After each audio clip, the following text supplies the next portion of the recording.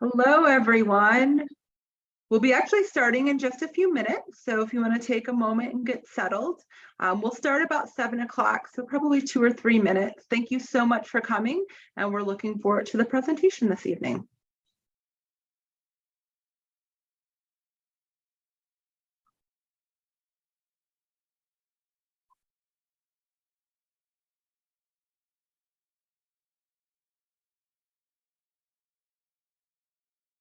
Good evening, everyone. I see we've had a few more people join us. Just to let you know, we will be starting at 7 o'clock, so in just a couple minutes. So take your time, get settled in, and we'll be starting in just a few minutes.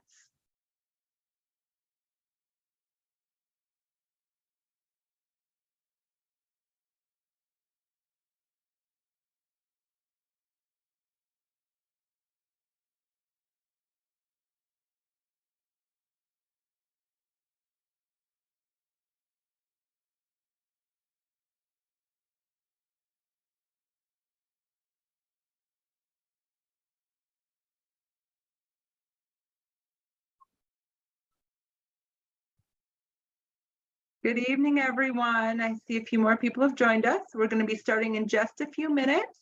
So just take a few moments and get settled, and we'll start in just a few minutes. Thank you for your patience.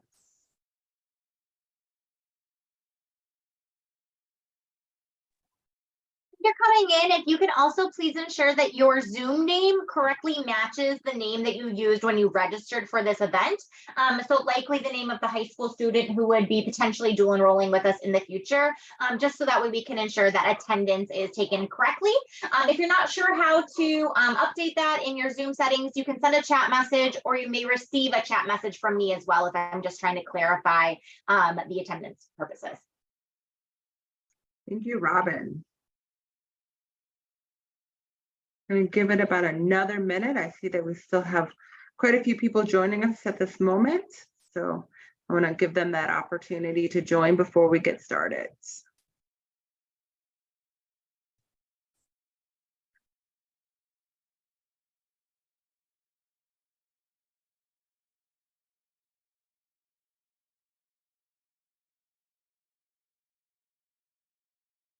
Good evening. I see that I've had about 10 more people join since Robin made her announcement. So just to let you know, if you could make sure that your Zoom matches the student's first and last name that was registered with, so that Robin is able to code correctly who's attending. You may get a chat message if it does not match, so that she's able to match it with the student that is attending.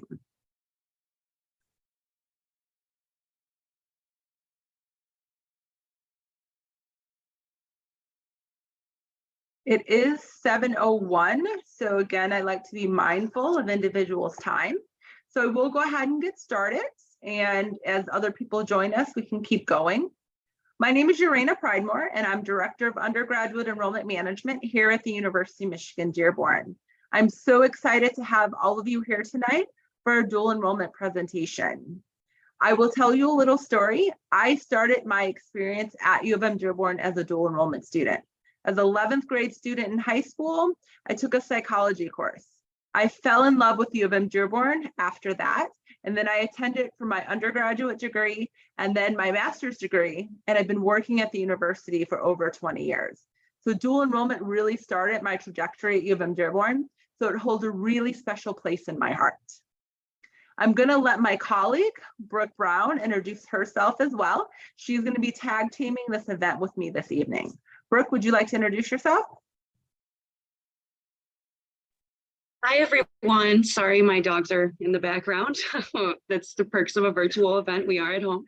My name is Brooke Brown. I am a freshman admissions counselor here at U of M-Dearborn. I'm also an alumni.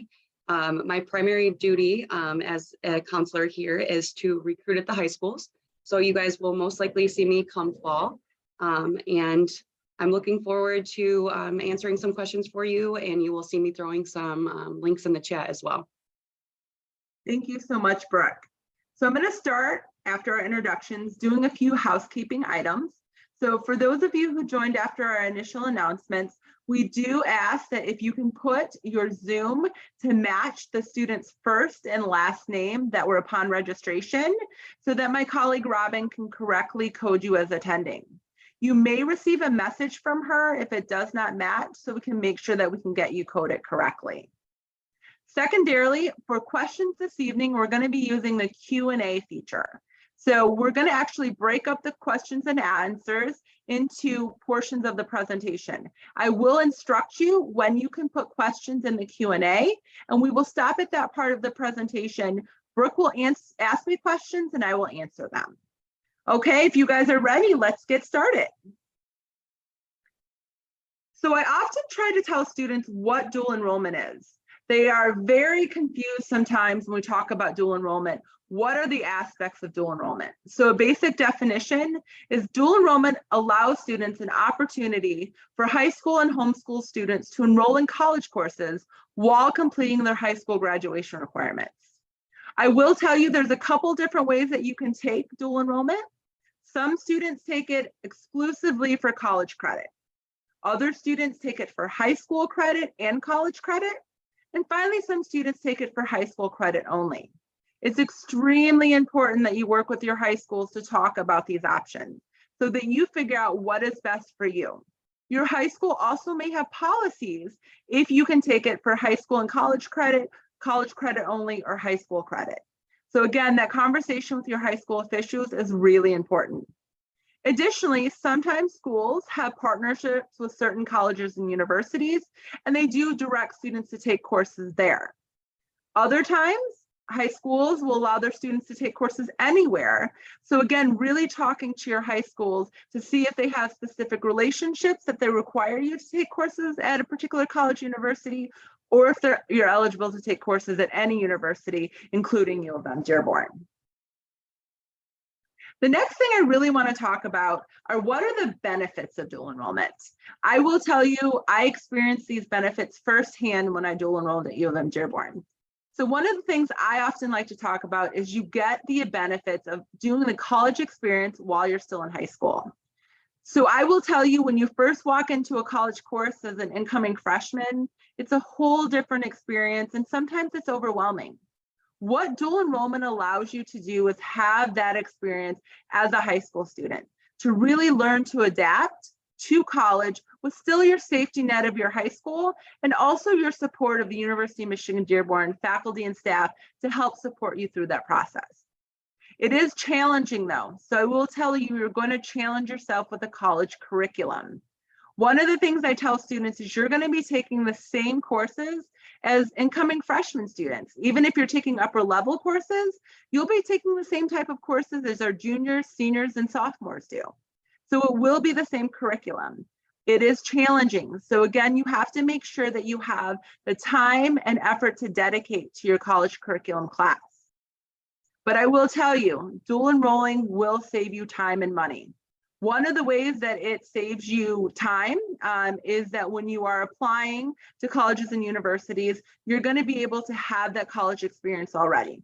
You're going to have some credit that will save you money. One thing I often tell students is, of course, we highly encourage you to apply to the University of Michigan-Dearborn after high school. If you do that, your application will be given priority consideration during our admissions process.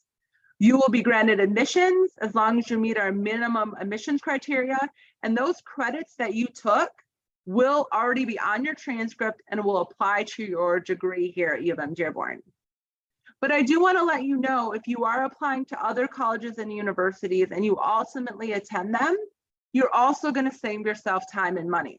You're going to save yourself time and money because you will already have college credits, and that will allow you to graduate sooner. And you also have a less expensive experience because dual enrollment has some financial scholarships and benefits, which I'll talk about later in this presentation.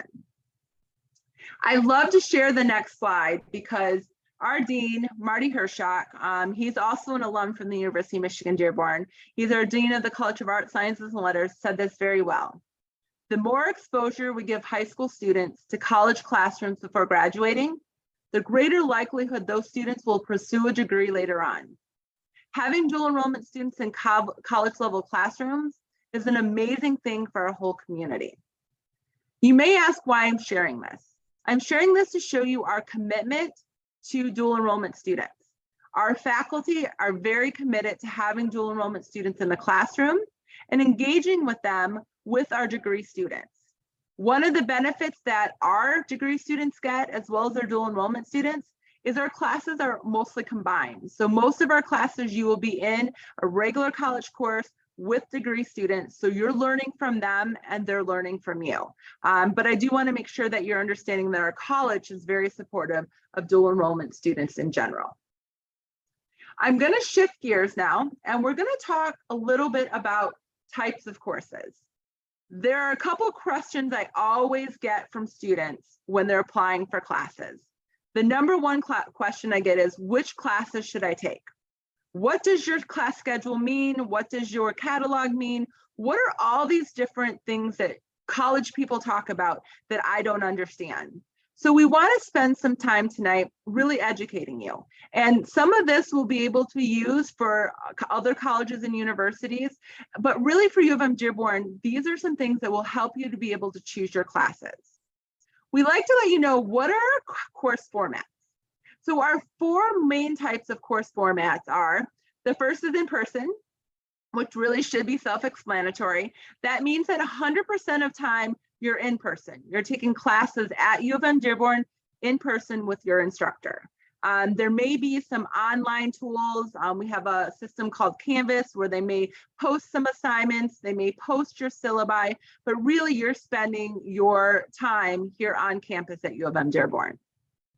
The next is hybrid. So again, as you're looking at our schedule later, you're going to look at these things afterwards too. You're going to see HYB. So again, if you're looking at our schedule later, hybrid is where 75% of the coursework is in person.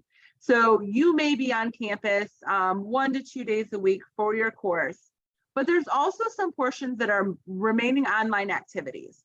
So again, it's not all in-person work. You'll be doing some things online as a requirement of the class. That work can be synchronous or asynchronous. Here in a moment, I'm going to actually describe to you what asynchronous and synchronous mean, because as we've moved into the COVID-19 afterwards, these are a lot of things students are asking when they're looking at college curriculums and college schedules that you don't really understand what they mean. So we'll be going over that as well. The other type of course we teach is online asynchronous, which on our catalog is ONLN. And that's 100% asynchronous online. Then we have online dual, which is ONREG, and that's 100% with both asynchronous and synchronous portions. Okay, I use the words synchronous and asynchronous a whole lot, but what does that mean? So this is really important for you to understand, both when you're looking at UM-Dearborn curriculum, also the other colleges and universities. The meanings are as follows. Synchronous learning means that you will have a specific time set for interaction with your faculty member, your teacher who's teaching the class. That medium is going to be online, and you're going to meet at a specific time. So for example, if you're in person in a class, maybe you meet every Tuesday, Thursday at 3:30 p.m. Well, instead of coming in person, synchronous online learning means that you will meet online Tuesday and Thursday at 3:30 p.m. So again, that synchronous learning is you do have to meet with your class at a specific time online at a specific day of the week. Asynchronous learning. So you will have key deadlines that are assigned by your instructor. You must adhere to those deadlines. There are assignments that are due, tests that must be done, but you're not going to meet at specific times for online interaction with the class. So that class is a little more flexible. So you don't have to log in Tuesday and Thursday at 3:30, but you will have deadlines for when your papers due, when you have to take an exam. But again, there's no online meeting with your class or your instructor for asynchronous learning. We're definitely going to have some opportunities for questions at the end of this section. So hold tight, and then we'll be able to address those in just a few moments. So students often ask, so which classes do students take at UM-Dearborn? Well, there's a variety, and these are actually just our most popular. So understanding sociology, or Soc 200, introduction to philosophy, or philosophy 100, ethics, philosophy 240, principles of speech communication, speech 101, introduction to anthropology, anthropology 101, calculus 1, which is math 115, calculus 2, which is math 116. Please do see the notation though. For any of our math courses at UM-Dearborn, you have to take a math placement exam unless you're coming in with AP credit already for math. It's either AP credit or you have to take a math placement exam. Other courses are Introduction to Criminal Justice, or CCJ 200, Beginning Spanish 1, Spanish 101, Introduction to American Government, Political Science 101, Introduction to African American Literature 1, African American Studies 239, and Writing and Rhetoric Composition 105. This list is by no means exhaustive. There are many other courses that students take at UM-Dearborn, but these are just the most popular. One of the reasons these are the most popular is because a lot of them are considered general education, lower distribution, lower level courses that at most colleges and universities will transfer to and meet degree requirements. However, you're going to definitely, if you're not looking to attend UM-Dearborn, you're definitely going to want to work with the other schools that you're considering, going on their website, looking at their curriculum to make sure the courses you're using will fulfill degree requirements at any college and university that you're looking to attend. I really want you to get an idea of how you find out about courses. So again, this is going to serve you well, even when you are in your freshman year of high school or freshman year of college, or you're looking at any other school for dual enrollment, including UM-Dearborn. I really ask students to look at the course descriptions of courses before they make the decision on which course to take. So Brooke is going to put it in chat what the link is to look at our catalog and look at course descriptions. I'm going to use our sociology course as really an example, both in our class schedule and our course descriptions. So as you see here, Sociology 200, Understanding Sociology, is a 3-credit-hour course. The 3 credit hours means that we expect 3 hours of engagement inside the classroom, whether it is online, asynchronous or synchronous, really that work, that is that engaged work for a student. There's lots of work outside of the classroom that is done, but again, that's what the credit hours mean. It is an introduction to the study of human groups with special attention devoted to analysis of contemporary American society. And it's typically offered in our fall and winter semesters. So if you were a student who was interested in that Soc 200 class, you would hopefully look at this course description, see what they're talking about, seeing what the course is meaning before you make the final decision on which course to take. So again, looking at that course description or catalog is really important. Next, after you find courses descriptions that you may be interested in, you're really going to want to also look at our schedule. What is the days and times and what semester they're being offered is really your next step to make sure that the courses are going to meet your schedule.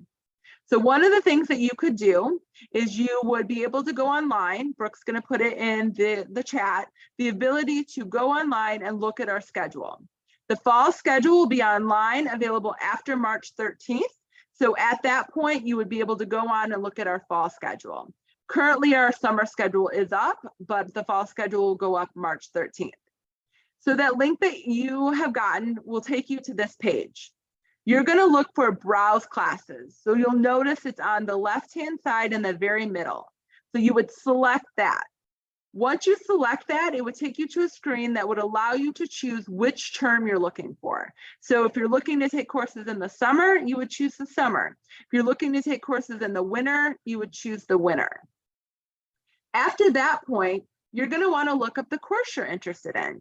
Again, I said I'm using Soc 200 as an example. So you would type in sociology, and then you would put 200 in, and then you would be able to search which classes and what time it's going to be offered. Most of the time, it's going to come up with 3 or 4 or 5 different sections that may be offered.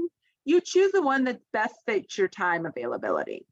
So say that you found that there's an online course that you're interested in, so you select that one. So this one here is an online course. Again, because our fall schedule's not up, I'm using summer as an example. So once you clicked on this, the first thing that you would see is what terms associated. So summer 2023. You're going to notice that it's a lecture type course. So it's not a lab, it's lecture. And then you're going to see that it's online asynchronous. Remember earlier we were talking about the descriptions. This would tell you that online asynchronous means you're not going to have to log in at a particular day and time, but you will have the online component of the class. Again, it's showing that it's a section 101, it's sociology 200, understanding sociology, and it's a 3 credit hour course. So the next thing I would recommend, you can click on any of these on the side when you're looking at classes, but the next really important thing is you're going to want to verify that there's no meeting times if it's an online course, or if it is an in-person course or a hybrid course, when you're going to have to meet. So this course, again, as I said, is an online course. So you're going to notice that it says no particular day and time. It says that it's an internet instruction, meaning that you will only engage internet instruction. So no particular day and time to meet. If this was a synchronous course, it may say that you have to meet on Tuesday and Thursdays, 3:30 online. But because this is completely asynchronous, there's no time you have to log in. It also tells you when the course starts and when the course finishes. So our summer courses are a little shorter. So they're about 7 weeks in nature. Our fall and winter terms are 14 weeks in nature. So summers are really expedited, summer 1 and summer 2, really expedited terms. So that's why it's a little shorter than the normal semester. The next thing that I always recommend students to look at is to see how many courses and how many seats are available. So for here, it's going to tell you that this course has a maximum enrollment of 40 students. So that's the maximum number of students that can enroll in the course. It shows that only 12 students are enrolled in the course. What that means is there's 28 seats still available. So you would be able to register for this class because there are seats still available. If this class was full and there was a wait list, it would tell you how many students were on the wait list. Just to give you a little bit of understanding of what a wait list means. So a wait list means that the course is full, but they do put students on a wait list in case someone drops the course or decides not to take that course. So then any of the students from the wait list by registration order would automatically be added into the course. So again, that is really important for you to know so that you know if there are seats available in that course. The final thing that I always like to point out is catalog prerequisites. Some of our courses have prerequisites. What that means is, again, I talked earlier about if you came in with an AP exam. So for example, I have students who take American government. They come in with our Poli-Sci 101 by the American government AP exam. So they want to take an upper level political science course. So again, that course may have a prerequisite, and it may say that you have to have Poli-Sci 101 for this upper level political science course. If you have that prerequisite, that's a potential course that you could take. But one thing I will say, if this does not say any prerequisites, it means that it's usually a lower level course or a course that does not have any courses you have to take first before you're able to enroll. One of the things I always tell students, this is really important to be able to look at the course description when the courses are available. But what's even more important is you have to talk to your high school. There are some high schools that will let students take whatever courses they want to take, but the majority do have requirements of types of courses you can take. Most schools will have a requirement that if you could take a course at that high school, that you're not eligible to take that course at the university. Other schools have very strict requirements based on which courses that students can take. So again, you have to speak to your high school about which courses you should be taking for dual enrollment. So again, having all of this information is really important when you're talking to your high school counselor, but at the end of the day, your high school counselors really do have a lot of say in which courses that you can take. There are times where the high school will say that you can take whichever courses, but again, you really want to get their input as well. We've now come to the end of this section. So talking about our course schedule, our course descriptions, talking about how you find courses, and just some general information about dual enrollment. I'm going to pause here. I'm going to let Brooke answer me any questions about this section before we move on. Brooke, are there any questions I can answer in this section? So we have two questions. The first one is going to be, does completing a dual enrollment course at U of M-Dearborn give you a higher chance of admission to U of M-Dearborn? So what I tell students is you are given priority consideration. So we tell students that our dual enrollment students, we often feel, are a pipeline to enrollment, meaning that we work with students from high school to college to make sure that you're taking the right courses that will fulfill your degree requirements at U of M-Dearborn. So again, it does give students an advantage because you are taking courses that will fulfill your degree requirements once you get to U of M-Dearborn. And again, as I said, it's a priority consideration through the application process, and we really work with you through that process. Okay, the next one are, we have a few questions here regarding placement exams. Oh, yes. Are placement exams available for other courses such as English language arts and the foreign languages? Or if a student registers for an advanced Spanish course, it would be up to them to be able to keep up and understand the class? Those are actually great questions. Our English, so all of our students come in at our Composition 105 level. Any students who want to take our Composition 106, it's not a placement exam, it is a portfolio process. So they have to submit multiple writing sessions. They have to do multiple things to our writing faculty in order to take the second composition course. Most students come in and take our Composition 105 course unless they have AP or IB credits. For foreign language, that's a great question. Students who want to take our upper level Spanish courses, yes, we do have a Spanish placement exam. We also have a French placement exam and an Arabic placement exam for students who either have a foreign language as their first or second language, or have taken multiple years in high school to take upper level courses. And of course, mathematics is a required placement exam for all courses. Are there any other, Brooke? Okay, yes, we do have quite a few coming in right here. Perfect. So let's see. For classes that require prerequisites with AP classes, do you have to wait until after taking the AP test to enroll? Correct. Yes, you do. We have to have the AP scores before we're able to register you in the course, because we have to guarantee that you're going to get the score needed on the exam in order to register for that class. Yep, that's a great question. Yes, we do have to have those scores. Or for you students who may be dual enrolling somewhere else right now and you want to use that course as a dual enrollment prerequisite, we do have to have the grade on that course to be able to use it as a prerequisite as well.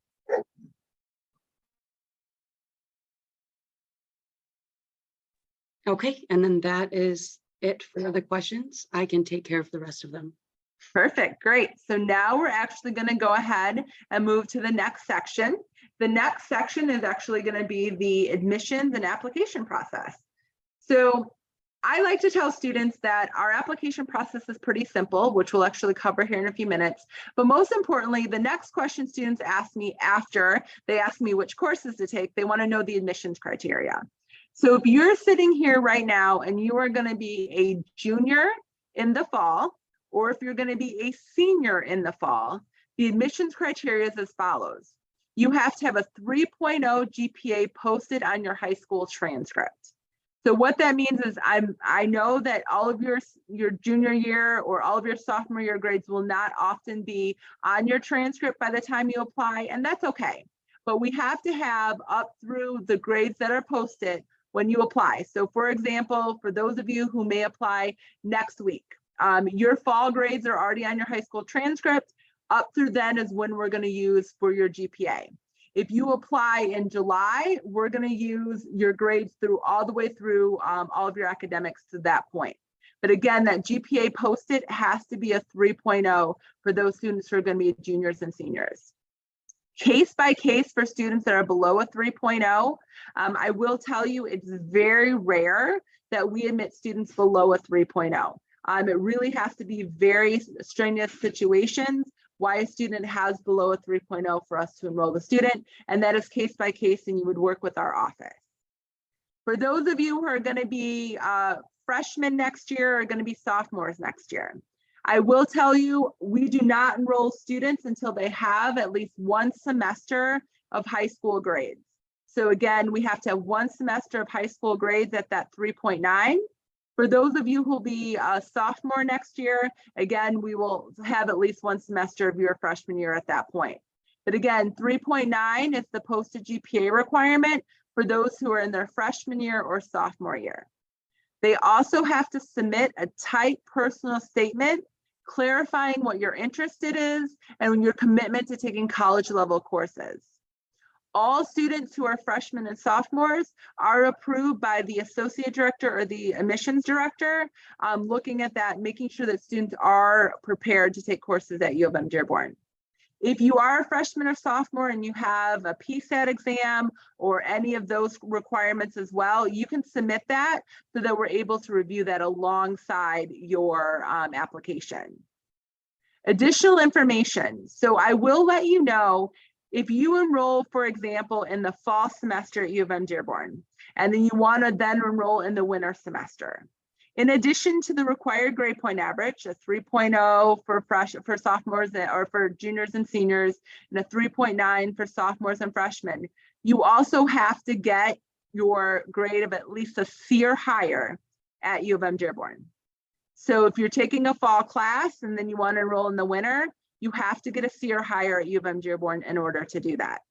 Any students who fall below a C in that course, they are able to retake that course again, but again, your high school would have to approve it because again, funding issues may come into play if you're retaking a course. We do contact the high school for any student who falls below that C to let them know their student cannot continue based on that grade. Why do we do that C average? I will tell you a couple reasons. Number one is most colleges and universities, for courses to be able to transfer in, that you have to have a C or higher for courses to transfer in. Secondarily, your grades when you come to UM-Dearborn, they will stay with you if you come to UM-Dearborn or you go to the University of Michigan-Ann Arbor, with the exception of engineering. What does that mean? So you come to UM-Dearborn and you take two courses and you get B's in both of them. So your GPA at UM-Dearborn is a 3.0.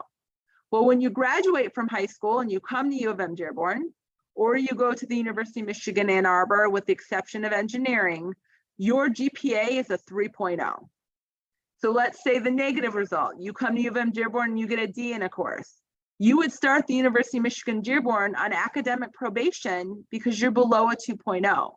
And it may also put your admission in jeopardy at the University of Michigan-Ann Arbor because your GPA is in the academic concern area. So again, your GPA really is important in dual enrollment courses.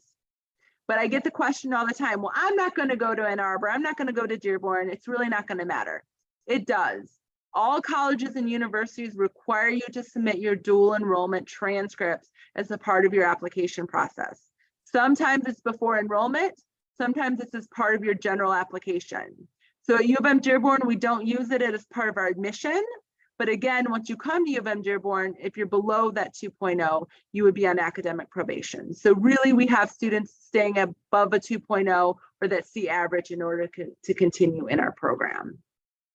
Okay, next, one other thing, students do have to apply each semester. That allows for us to be able to check your high school grade point average and your UM-Dearborn, and also to get your school's approval each semester. Which leads me to my next slide. So Brooke's gonna put a couple links in the chat on this one. So our application link, she's going to put our course permission link, she's going to put our admitted student link, but let's walk through these steps. So first, talk to your high school. That's the first thing you need to do. You have to make sure they're going to allow you to dual enroll at UM-Dearborn. Once you have that conversation and you know that they're going to allow you to apply to UM-Dearborn, then you can submit your online non-degree application. You're going to select dual enrollment when you complete your application. Second, we have a document called the course permission and calculation worksheet. That document does a couple things. One, it allows your high school to tell us how much they're going to pay toward your course, if anything. Second, it allows them to sign off on the courses they're going to let you take. And third, we require your high school signature, your parent's signature, and your signature on this form. Because what it basically states, it allows us to have conversations with your high school, with your instructors, with your parent, based on your academic experience at UM-Dearborn. We do require this because there's no way that we can have these conversations without your permission and your parents' permission and your school's permission. So that's one of the things you have to get completed. Second, you need to have your high school transcript sent by your high school. And also for your freshman and sophomore students, you have to submit that personal statement that I talked about a few minutes ago. So once we get all of those materials, we're able to make a decision. We cannot make a decision without having everything complete.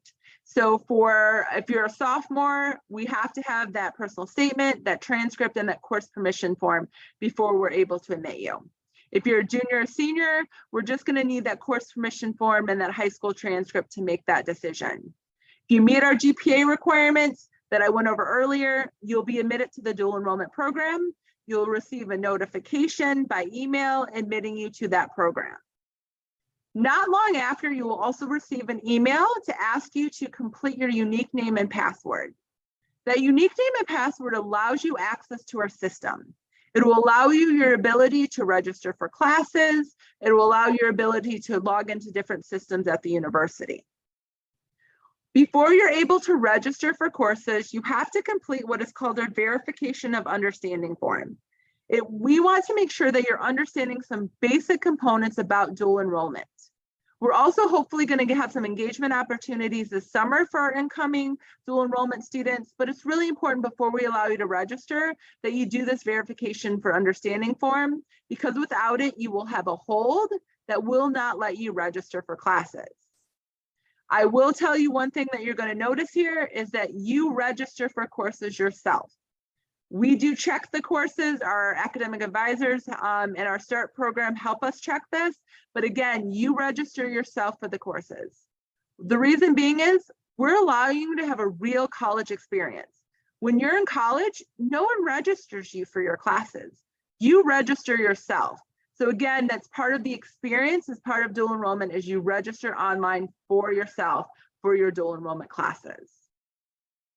I do have a few tips that I want to share with you. Some of the tips will be that, again, when you apply online for a non-degree application, select dual enrollment. Do not complete a degree application for dual enrollment, because then I'll end up contacting you, asking you again to do a new application. So it's the non-degree application selecting dual enrollment. I also highly encourage, when you're applying, use your personal email address, not your school email address. Some schools during the summer, students don't have access to their email address. So again, if I need to contact you during the summer, most of our contact goes both your personal email and your university email. But if for some reason you don't complete your university email, what actually happens is we're not able to contact you. Another thing about email addresses, you're going to be creating your own unique name, which is a part of your email address. Choose wisely. That email address will stay with you. So what that means, if you create an email address that's a silly email address like redstar1000, that will be your email address when you come as a freshman, or if you go to the University of Michigan-Ann Arbor or University of Michigan-Flint, that UMich email stays with you, even to your alumni status. So again, choose something wisely for your University of Michigan email address, because you're going to be creating that. But I usually say stick professional, stick simple, make it something that you'll be able to use and feel comfortable with during your entire academic career. Also, inform your school of your interest to dual enroll as soon as possible. We have deadlines for dual enrollment. I will talk a little bit later about the terms that we allow students to apply, but for each term, we do have deadlines. And again, if you're not talking to your high school early enough, you could miss those deadlines. Also, it's very hard to connect with your high schools during the summer. So I really encourage you to have everything complete before you leave for summer break. Also, ask them how much, if any, that their school pays toward dual enrollment. Typically, there's a specific amount that they pay for all students. Some schools it's based on individual students, but again, you need to talk to your high school to be able to have that conversation. Speaking of that, so how much does it cost to dual enroll? That's a question I get all the time after the questions of which courses do I take, how do I get in, how much do I need to get in? The next is how am I going to pay for it? So once enrolled, we do something pretty special at UM-Dearborn so that we're committing to making dual enrollment affordable at a university. We are very, very committed that if a student wants to take a course at a university for dual enrollment, that we're providing some additional financial support so students can do it. So we pay 50% of tuition and fees. So right now for a 3 credit hour course for an in-state student, it's just under $2,000. So we pay that $1,000 dual enrollment scholarship. We pay that off the top, we apply it to your account, no additional application required. Next, you need to talk to your principal or counselor about how much additional funding that may be available through your high school. Typically, public schools and charter schools have a specific amount that they're able to tell you that they're able to put toward dual enrollment. Again, that's making sure that though that you're following the courses that they're allowing you to take. Those students who may be on the call that are students from private schools, we bill the state of Michigan directly for the amount that they're allowing for dual enrollment. So again, we can tell you how much the state of Michigan will fund for dual enrollment if you're from a private school. What is not covered by the scholarship or the high school or the state of Michigan is the student's responsibility. So for most students that are in state for tuition purposes, they pay about $250 to $300 out of pocket for a 3 credit hour course. So again, if it's a 4 credit hour course, so maybe it's a foreign language or science course, it'll be a little bit more than that. I'm going to talk about residency here in a few minutes, but again, for an in-state resident student for tuition purposes, for a 3 credit hour course, most students are paying $250 to $300 out of pocket. Please be aware there are some schools that pick up the additional 50% for students, but again, it is high school by high school and it depends on their dual enrollment funding schedule. So you do have to talk to your high school counselors about that so that we're able to know upfront how much you're being able to afford for dual enrollment. Okay, so I just mentioned residency. So I know every person sitting here on this call is probably like, well, you know, I'm a Michigan resident, I don't have to worry about residency. But I will tell you it's residency for tuition purposes. So if any of these items apply to you, you will likely have to complete a residency application. But if you are attending high school and middle school in the state of Michigan, usually there is an expedited application through an enrollment process that you can complete that application for residency. But so a couple of things that will automatically trigger you as an out-of-state student. If you are not a US citizen, so if you are a permanent resident, if you are a DACA student, if you're an undocumented student, if you're here on any type of visa, you will be considered a non-US citizen and that will automatically trigger you for residency and the need to complete the application. If you attended a high school outside of the state of Michigan, if you've lived or worked outside of Michigan in the last 3 years, if your parent or parents live outside of the state of Michigan, if your parent is in Michigan as a non-resident student, medical resident fellow, or on military assignment or other temporary employment. If any of these apply to you, we're going to recommend that you speak with our admissions office as soon as possible while you're completing your application, so we can help you start that application process, direct you to how to do that. Brooke is going to put into chat the residency link. So again, if any of these apply to you, you will be applying for residency, but we can answer any questions for that as well. Okay, so I'm actually going to back up, and this is where we stop again and answer some questions. So Brooke, I am ready, willing, and able to answer some questions about the application, enrollment, residency, scholarship part of the conversation.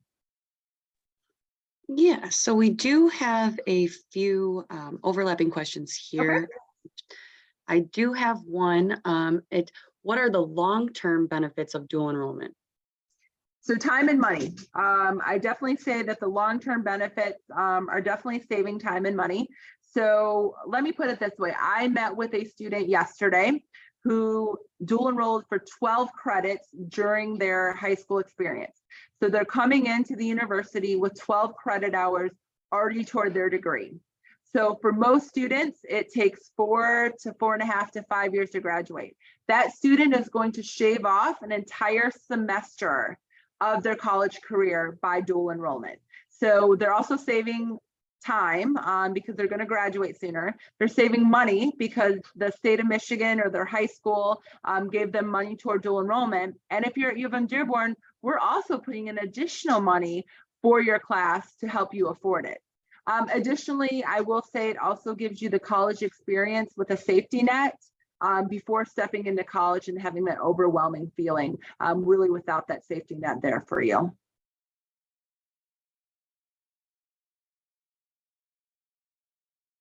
Okay, just going through a couple of this. How does dual enrollment appear on our transcripts when applying for colleges later on? Does it impact our GPA at all? That is a great question. So you would actually have a real college transcript after you dual enroll at UM-Dearborn. So if you're taking it at all for college credit, you would have a transcript at UM-Dearborn with college credit. If you are working with your high school and you're doing it for high school credit and college credit, it will apply on your high school transcript. So it will be a part of your posted GPA. Some schools use dual enrollment credits as part of their admissions decision. Some schools don't. So for example, at the University of Michigan-Dearborn, we do not use it toward a GPA requirement for scholarships or for admission. But if a student is borderline, so meaning that they're not quite at our admissions criteria, but they have dual enrollment and they did really well, I am more inclined to admit a student who did really well in their college experience, even if they're a little borderline in their high school experience. In addition, for example, as I said, if you take a course at UM-Dearborn for dual enrollment, your GPA stays with you. So again, if you get a B or a 3.0 during your dual enrollment, you're going to have a 3.0 when you start UM-Dearborn. Same thing for Ann Arbor, with the exception of the engineering school, that GPA does become a permanent part of your academic history at those two institutions. Okay, another question is, would your graduation year still be affected? Would your graduation year still be the same as a high school student if you do take dual enrollment classes? So that actually is a great question. It depends on your high school. So I know some students on rare occasion that the dual enrollment credits, they take an additional number of credits, and some graduate a semester early. But again, that's high school by high school, and it depends on your high school policy. So again, I have seen it done, not a lot, but again, it's a high school policy that you have to work with your high schools to determine what their policy is for that. Perfect. And then that is it for questions regarding what we have just spoke about. I do want to mention, though, we do have a couple questions in here regarding the links that are being sent in the chat. There is not going to be access to the chat box after this is over. So if you guys wanted to open up a different document and just copy and paste those links over, so you have access once we are done, I would encourage you to do so. It's a very, very true thing. I will tell you though, if you go to our website, Brooke, if you can put the website in there, and you go to the search box, if you put any of these terms in that search box, it'll come up right away. So if you were to put course permission form, it's going to come up. If you're going to put in residency, it's going to come up. Dual enrollment, it'll come up. Admitted dual enrollment, it will come up. So that is the great thing about our website as well, that if you lose these links, you can just go to our general website and put in the search box. Okay, so we are coming up on a couple finishing slides of the presentation, and then at the end, I'll take some other general questions. And again, if you have very particular situations that you are not having addressed today, or if you're a high school counselor on here and want to have someone to come talk to your high school students, again, we can make sure that we can do that. We're recording these presentations, so in the next couple of weeks, it'll be up on the website. In addition, it will also be definitely sent out to some of our high school colleagues so that they can share it with their classes. Okay, the last two slides. So, and they're actually probably the most important slides in my mind, because we want you to know that we support you as a dual enrollment student. So talking about some resources on campus. So Start Advising, which Brooke will actually put the email address in the chat. Start Advising is right now our freshman advising center, but they also work with our non-degree students, including our dual enrollment students. So they can help answer some questions about course selection, especially if you're considering attending UM-Dearborn after graduation. It's a good idea to talk to them. They can answer your questions about how these courses will fulfill degree requirements. Even if you're not looking to attend UM-Dearborn, but have general questions about courses, they're a good resource. One thing I always tell students, they're not, however, going to tell you if a course is going to fulfill a degree requirement at another institution. There, you would have to either go on that school's website and look and see how the courses transfer in and how they fulfill degree requirements, or you need to call that school. So again, they can really help you with general questions about course selection and also very specific course questions about fulfilling our degree requirements. So again, Start Advising is a great resource. I talked to our advisor today. He's definitely very interested, and she's very interested in working with these students. So don't hesitate to reach out with questions. Just make sure in your email that you reference that you're a dual enrollment student having questions about course selection, and they'll help you. Our admissions office helps you with the application and the admissions and the enrollment process, but Start Advising definitely can answer curriculum questions, course selection questions. What else do you get as part of dual enrollment? This is the fun stuff, guys.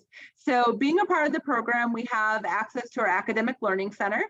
So if you are taking a course that you have an essay that's required, we have a writing center. You can submit your essay to that writing center and they will go through it, they'll proofread it, give you some recommendations, and all of this is free. If you're taking our math courses, we have a math learning center. Again, also you can go there. They can help you with your math. They can help you work through some issues that you may be having with the course. Same thing for our science learning center for those who are taking science courses. So again, 3 great learning centers that will help you be successful. In general, though, we also have a tutoring center that you can request a tutor in our courses. So again, we will be going through a lot of this also in the summer engagement opportunities, but also that memorandum of understanding. It has some resources for campus on there. But again, tutoring is available to students. Also, you get access to our library, both in person and online. So you're going to get a UMID, and that UMID allows you to check out books from our library. Also, you'll get a login. You can log into our library. Secret, you can use that library both in person and online for not just your dual enrollment courses. I had a student once who was working on a very, very difficult paper in their history course, and they used our online resources, which connects to a variety of online resources for the University of Michigan in general. That student was able to write a much better paper because he was able to reference different things that he wouldn't have been able to otherwise. So again, great resources in our library. You have access to our recreational facilities. So we have a wellness center, so you can work out at our wellness center. There's open gym times, you could use that as well. But also you're able to become involved on campus if you're interested in, attend campus events, and even our UM-Dearborn sporting events. We've definitely had some students come out and attend our basketball games, our hockey games, our volleyball games here on campus. So again, all of that is open to you as a dual enrollment student. So we're very interested in supporting you academically, but also really getting you to be able to engage in the college campus. So it really shows you what dual enrollment offers to you, but also if you came here as a degree student, what that experience would be like. And now our final slide, how do you engage with the UM-Dearborn, specifically our admissions office? So Brooke is going to put our email in the chat. So our email address is really important for you to be able to reach out if you have individual questions. Just making sure that you put that you're a dual enrollment student, or if you're a counselor, saying that you're a counselor or a parent that has questions about dual enrollment. We can talk through very specific situations that you may have. Also, if you even need to meet with us, we'll set up an appointment with you to be able to have those conversations. If you're a counselor and you're interested in having us come out and meet with your students, again, you can put that to our email address and we'll be able to assist that way. Also, if you're looking to connect to our campus and visit our campus, so we have our campus tours and events, that link there as well. We do tours multiple times a week. And if you're in a high school here and you're interested in bringing a group tour to campus, we can set that up. But it also has different events that we also have on campus. But say you have a really, really quick question and you just want to ask really quickly. In the afternoons, we have virtual drop-ins that are our one-stop office handles, and you can just drop in there and ask some general questions about the process as well. Also, I'd be remiss if I didn't tell you to engage with us in social media. Follow us so we know what's happening and what you see what we're doing. We have Snapchat, Facebook, Twitter, Instagram, and YouTube. So again, really a way to follow us to see what UM-Dearborn is doing and how you can engage more with the campus. So this really does end the formal part of my presentation. And next we're gonna answer the questions about those last few slides, but also any questions that I was not able to address earlier in the presentation. So Brooke, it's all you. Okay, so we do only have about 5 questions in that. They do all appear to be questions that we will have to personally discuss. However, there is a question, how would you describe how rigorous the classes are at UM-Dearborn? So they're a real college course. What I tell students is it would be any type of course that you would come in after graduating from high school. So our instructors do have an expectation that students are doing the reading. And if they're in a class where you have to do an online post, that you're doing an online post and you're doing it professionally and you're reading it and you're proofreading it before you submit it. They do have the expectation, if you are writing a paper, that you're utilizing a writing center or some other proofreading mechanisms before you submit them. The expectations is if there's an exam involved in the class, that you are studying for that exam, that if you're not understanding the material, that you're engaging with the faculty member, or that you're going to our writing center, or you're going to our tutoring. So I tell students that it's really what a college class would be like. They do not teach it specifically to dual enrollment students for most of our classes.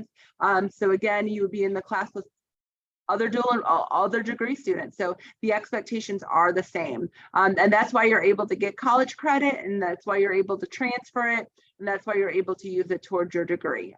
So I say that it's rigorous as any other college courses at the University of Michigan-Dearborn.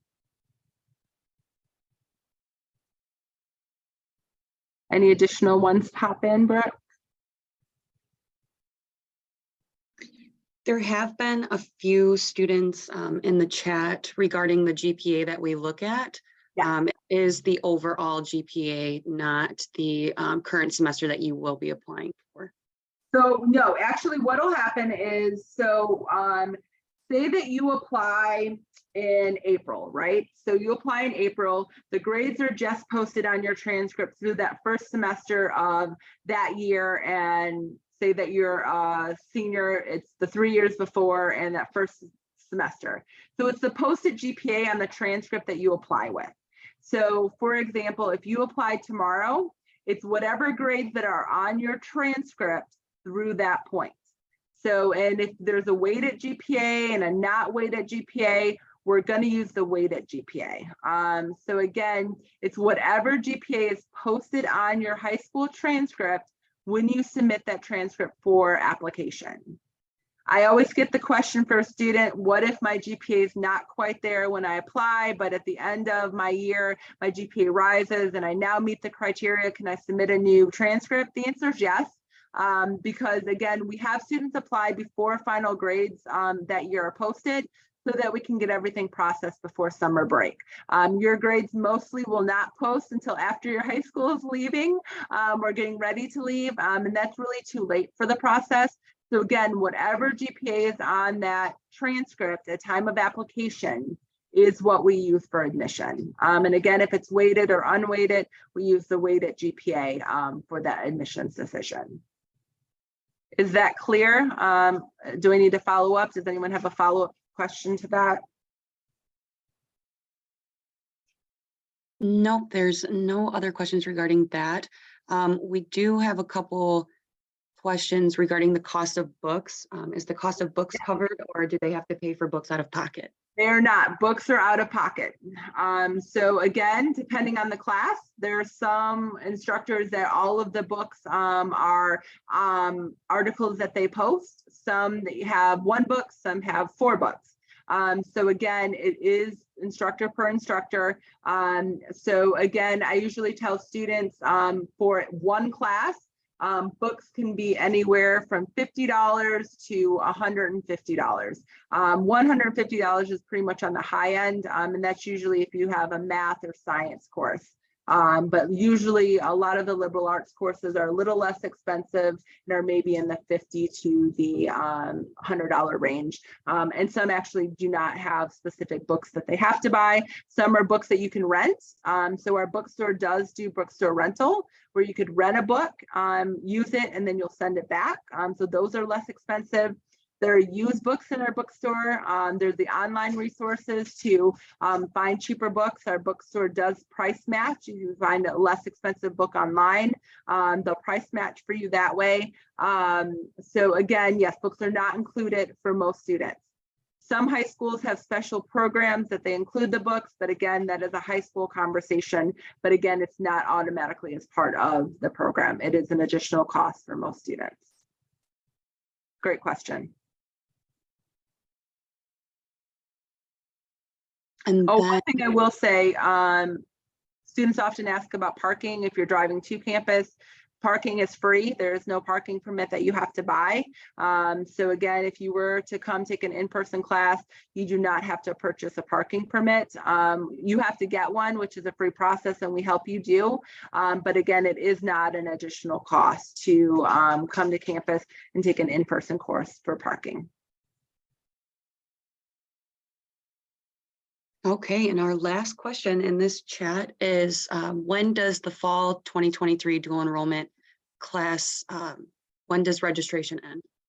So I will say that our application for fall, the latest day we'll accept an application is August 15th. However, I will tell you, most students really need to submit their applications before their high schools go on break. Because if you don't do that, there's a possibility we will not be able to connect with your high school and get you enrolled throughout the summer. I also tell students courses fill up quickly.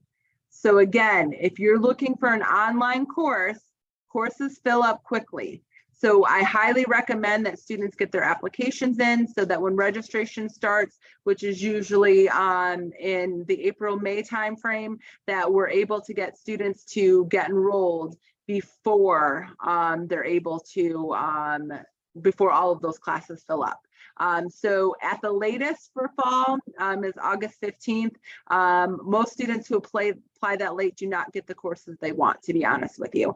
So again, I highly encourage, if you are interested in the fall semester, start your applications now, because by the time that you get your course permissions in, by the time you get your transcripts in, by the time we get you admitted, it'll be closer to the registration time. You have to do that memorandum of understanding. You have to get your unique name and password created.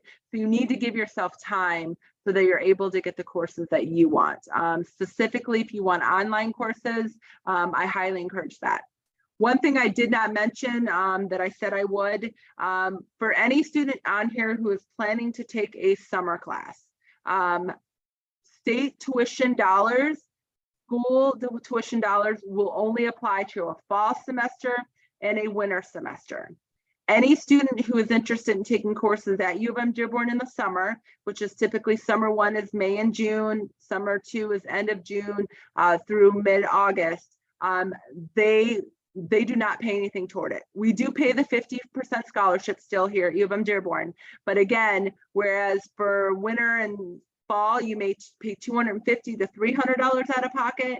For a summer course, more likely you'll pay the other $1,000 out of pocket. So again, summer is much more expensive for students because there is no high school funding or state funding available for dual enrollment. So again, it is less expensive if you decide to roll in the fall or winter semesters because of the high school support. For the summer semester, if you are on here and you're interested in the summer semester, for summer 1, that deadline is August 15th. For summer 2, that deadline is June 15th. But again, I will just say that it is much more expensive to take courses in the summer versus the fall or winter. If you're on here and you do want to talk about summer, definitely email the admissions account and we can talk about that process and really how much it'll cost you versus the summer and fall, or for the fall and winter.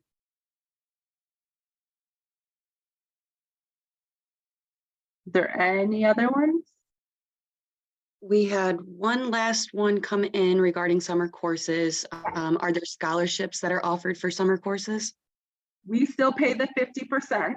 So again, where the class is about 2,000, a little less than 2,000, UM-Dearborn still picks up the $1,000. But again, that other $1,000, which normally you would have support from the high school or the state, there is no additional support there. So really that additional 50% is usually picked up completely by the family or the student. So besides our 50% scholarship, there is not additional. Financial aid, the traditional financial aid where you hear people talk about the FAFSA and all of that are not able to be used toward dual enrollment. So again, it's only the university scholarship and usually for fall and winter, the high school or the state amount that goes toward dual enrollment. Great question. Anything else pop up, Brooke, before we end? Oh, I'm sorry. I thought I was muted. Nope, that's it. Okay, perfect. Well, I thank you guys all for coming today. You guys had some great engaging questions. I hope that you found this presentation beneficial, not only in case you decide that you want to attend UM-Dearborn, but really hopefully you walked away today really understanding a little bit more about how courses and course descriptions and catalogs work. Also really understanding that really every institution functions a little differently, but our job is really to support you and really to become a part of the University of Michigan-Dearborn. You can do that as dual enrollment and really engage and be a part of our campus community. Please feel free to email our admissions email address for questions about enrollment and about application. Feel free to email the Start Advising Office about course selection. We're here to support you. Thank you so much for coming today. Brooke, thank you so much for managing the chat and answering all of the great questions there in Q&A and chat. And thank you. This presentation will be available in the next week to 2 weeks, both on the website and also if we'll probably send this out to some individuals as well. Thank you so much and go Blue and go Dearborn. Thank you and have a great evening. So I'm actually going to go ahead and shut down the presentation. Thank you so much and have a great evening.